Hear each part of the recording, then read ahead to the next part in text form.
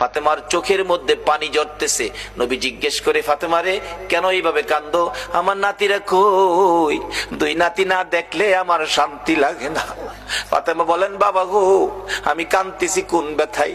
ঘরের পিছনে যাইয়া দেখেন গো বাবা, আজকে 3টা দিন পার হয়ে গেল, আমি ফাতেমার চুলায় আগুন জ্বলে না।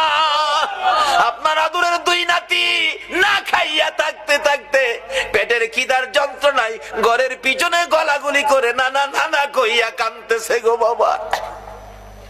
আমার নবী পিছনে যাইয়া দেখে গলাগুলি করে নানা নানা কইয়া কাঁদতেছে। নানা গো, পেটের খিদা গো নানা, সহ্য করতে পারি না। আমার নবী বেরিয়ে গেলেন। ঘুরতে ঘুরতে যাইতে যাইতে একটা ইহুদির বাগানে আমার নবী চাকরি নিলেন। কুয়ার থেকে পানি উঠাবেন, গাছের গোড়ায় পানি দিবেন, পানি উঠাবেন, 1 বালতি পানি 8টা, 1 বালতি পানি 3টা করে খেজুর।